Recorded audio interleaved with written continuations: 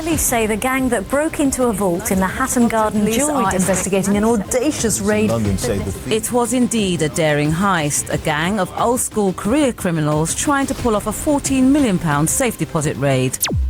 When you think of master criminals, you probably picture suave young thieves like those in Ocean's 11.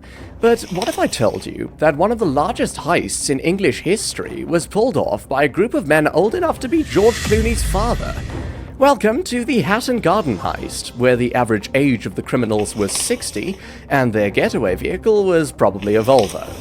But don't let their age fool you. These Dad's Army criminals managed to steal £14 million in jewels and cash, using a mix of old-school tactics and surprising physical stamina. In this video, we'll explore how these grandfatherly gangsters nearly got away with the crime of the century, proving that when it comes to heists, age really is just a number. The masterminds, not your average pensioners. Picture a dimly lit corner of the Castle pub in Islington, where the smell of stale beer and cigarette smoke hangs in the air. A group of elderly gentlemen huddle around a table, a common sight, except these appear to be poring over faded blueprints. Are they old hobbyists interested in architecture? That would be my assumption anyway. But these particular grandpas had a different hobby: crime. Meet the unlikely crew behind the Hatton Garden heist: Brian Reeder, Terry Perkins, Danny Jones, and John Collins. With an average age of 67, they're more likely to be found in a retirement home than a high-security vault. But don't be fooled by their grey hair and wrinkles. These men have rap sheets longer than your grandmother's ramblings about immigrants. Brian Reeder, 76, is the eldest and presumed ringleader, known as the Master or the Governor in criminal circles. Reeder's criminal career started early, with abandonment by his father in youth and obviously lacking social programs of the past, forcing him to steal simply to survive. He did have a few non-criminal moments, such as the year he spent with the Royal Engineers, but it seemed it wasn't enough, and crime would become the defining theme of his life. In 1983, in the aftermath of an early heist, an accomplice of Reeder's, Kenneth Noy, stabbed a police officer to death in Reeder's presence, resulting in a 9-year prison stint for the then 44-year-old. But, as being straightened out by prison is uncommon, we come to the resumption of Reeder's criminality today, in 2015. There's also Terry Perkins, 67, who has a history of armed robberies as well. Danny Jones, 60, and John Collins, 75, round out the core team, each bringing decades and decades and more decades of criminal experience. But why risk it all now, in their golden years? One last big score before retirement? The allure of unimaginable wealth, coupled with the thrill of outsmarting the system one final time? It proved too tempting to resist. For 3 years, these grandfatherly gangsters met weekly at the castle, meticulously planning every detail. They discussed security measures, debated tools, and refined their strategy. It was like a twisted book club plotting to rob one of London's most secure vaults. They knew Hatton Garden Safety Deposit Limited housed a fortune in cash, jewels, and precious metals, a treasure trove waiting to be cracked open. Week after week, they refined their approach. From disabling alarms to cracking the vault, no detail was too small, no contingency unconsidered. It was a masterclass in criminal planning, conducted by men who'd spent lifetimes perfecting their craft. But as thorough as their planning was, these old-school criminals were about to face modern security systems and cutting-edge forensic techniques. Their experience was vast, but not contemporary. One last score. Easter weekend 2015. The bustling streets of Hatton Garden, London's famed diamond district, fall eerily silent. Shop windows, usually glittering with diamonds, now stand dark. The usual hum of activity gives way to a festive quiet as the establishments lock up for Easter. A pleasant break for them, and a golden opportunity for some grandpas. As families across the city gather for holiday celebrations, some grandfatherly gangsters are about to prove that crime doesn't have a retirement age. With businesses closed for an extended holiday, the chances of anyone stumbling upon their operation was slim. But that's just the beginning of their ingenious plan. these seasoned thieves had identified a series of vulnerabilities that would make even the most secure vault susceptible to their old-school tactics. As night falls on that fateful Easter weekend, we see a group of men approaching the building in a white van. At first glance, they look like any other work crew, decked out in high-visibility jackets and face masks. They move with purpose, lugging heavy equipment into the building. Nothing out of the ordinary, right? Well, once inside, they make their way to the fire escape, which they can enter without fear because of an insider. Enter Michael Seed, known as Basil, who is an aging alarm specialist who had worked on this particular system. He let himself in with a set of keys and disabled the system completely so his comrades could go uninterrupted. He then went up to the fire escape and opened it from the inside. On a side note, the disabling of the alarm actually went badly, as the system managed to send an SMS alert, but miscommunication meant no one actually went to check up on things, and the thieves did indeed go uninterrupted. With nothing to worry about, the gang abseils down a lift, elevator shaft, down to the level of the vault. The problem here is that this particular vault is several foot thick concrete and steel, and is significantly more difficult to open than it was to disable the alarms. The solution? Don't try to open it at all. The clock strikes midnight. Their secret weapon, a Hilti DD-350 industrial power drill capable of boring through 50 centimeter thick concrete walls, gets to work. For several hours they drill, but things don't go smoothly. Their hydraulic ram turned out to be faulty, and they had to leave and repeat their infiltration the next day with a replacement. In the meantime, they steal £1 million worth from display cases. Lesser criminals might have cut their losses and run, but not these veterans. They simply pack up, leave, and return the next day with new tools. As dawn breaks on Easter Sunday, they're back at it, determined to crack the vault and make history. Night 2. The vault breached.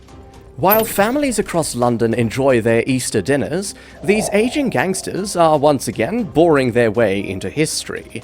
The new hydraulic ram proves to be the game changer. With each push, they're one step closer to their golden prize. Suddenly, a breakthrough, literally. The wall gives way, revealing the glittering interior of the vault. Rows upon rows of safety deposit boxes stretch before them, each one a potential gold mine. While the holes they drilled, 3 in total, have left them with a pitiably small hole, it is still big enough for 2 of them to get through. Danny Jones and Michael Seed, Basil, begin systematically working their way through the boxes, carefully opening each one, quickly assessing and sorting its contents. As box after box yields its secrets, the true scale of their haul begins to emerge. Diamonds glitter in the dim light, gold bars add weight to their rapidly filling bags. Bundles of cash are quickly counted and stashed away. It's a treasure trove beyond their wildest dreams. As the hours tick by, the magnitude of their success becomes clear. 73 safety deposit boxes out of 999 are emptied. Millions in loot is secured. The aftermath. A city in shock. The security guard's hand trembles as he pushes open the vault door, revealing a scene of utter devastation. Safe deposit boxes torn open and emptied litter the floor. In an instant, the realization hits. Hatton Garden, the beating heart of London's jewellery trade, has just been robbed. Within hours, the area is swarming with police. Yellow tape cordons off the crime scene as forensic teams meticulously comb through the debris. Outside, a media frenzy erupts. Reporters jostle for position, each vying to break the story. Quote, £14 million heist rocks London's Diamond District, end quote, screams one tabloid headline, capturing the public's mix of shock and fascination. But shock is unconstructive, and there's work to be done. Police Commander Peter Spindler is put in charge, and unfortunately there's not much to go on. The thieves were careful to cover their faces for the building's external CCTV cameras, and they've left no forensic evidence. Circumstantial evidence, on the other hand. The cameras hadn't caught any of their faces, but they had caught a white Mercedes, including the number plate. In the city blanketed by surveillance, how long can anyone truly stay hidden? The answer comes sooner than anyone expected. A break in the case, a distinctive white Mercedes captured on camera near the scene. It's not much, but for the seasoned detectives of Scotland Yard, it's the thread that could unravel the entire plot. The police quickly trace it to John Collins and got permission to bug the vehicle and another seen in the cameras connected to Terry Perkins, 67. On the 15th of May, the police catch this from Collins while in Perkins's vehicle. Quote, "The biggest cash robbery in history at the time and now the biggest Tom in the world? That's what they're saying. And what a book you could write, hell," end quote. The police are now on their tails and easily tracked the two known suspects to the rest of the gang in their regular meetings. The unraveling. Old school meets new tech. Our elderly gang of thieves, basking in the afterglow of their £14 million haul, are thinking they've pulled off the perfect crime. But in 2015, is there really such a thing? As they divvy up their ill-gotten gains, little do they know that their old-school methods are about to clash with the relentless march of modern technology. While our grandfatherly gangsters were congratulating themselves on disabling alarms and drilling through concrete, they were already being investigated.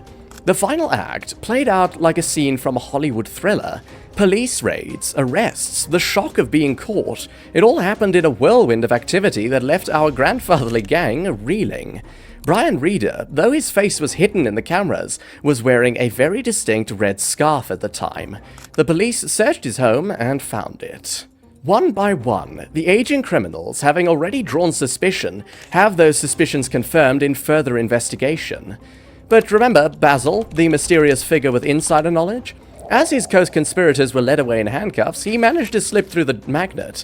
For 3 long years, he remained at large, a ghost in the machine, taunting authorities with his freedom until he was found with over 1,000 items from the heist in his possession.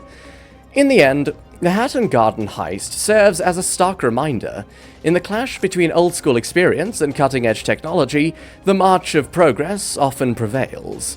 Our gang of elderly thieves, with all their audacity, were no match for a world where every camera, every phone, and every computer can be turned against you. Justice served. The price of one last score. A London courtroom, March 2016. 7 elderly men, their faces etched with decades of experience, stand before the judge. John Kenny Collins, Daniel Jones, Terry Perkins and the rest, their eyes reflecting a mix of resignation and defiance.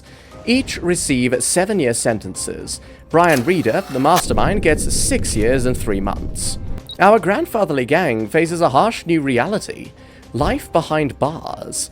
These men, most in their 60s and 70s, find themselves navigating a world designed for much younger criminals. Health issues plague them, turning their sentences into grueling endurance tests. Terry Perkins, struggling with diabetes, battles for proper medical care in a system ill-equipped for elderly inmates. The daily routine of prison life takes a toll on their aging bodies. As months turn into years, books are written, documentaries filmed. But for the men behind bars, the glamour of their heist fades quickly. They're left with nothing but time to contemplate their choices. Was it worth it? The thrill of outsmarting the system one last time? Perhaps not. Terry Perkins doesn't even make it through his full term. He dies in February 2018, just a week after a confiscation ruling is made against him. It's a stark reminder of the toll this last, ill-fated score has taken. Conclusion. The Hatton Garden Vault wasn't the only thing cracked open that Easter weekend. The entire concept of security in the modern age was shattered. This audacious heist exposed glaring weaknesses in what was thought to be an impenetrable system, leading to a massive overhaul of safe deposit facilities across the UK. Think cutting-edge technology and biometric scans that would make Fort Knox jealous.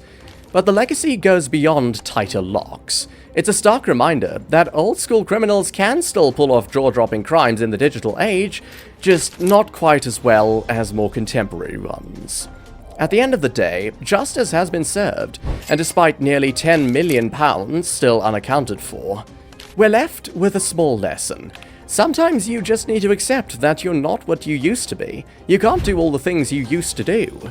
So if you do try to rob a vault in your golden years, maybe get some contemporary consultants to help. They'll probably point out that hiding your faces isn't enough when your getaway car's number plate is literally visible, bold as brass.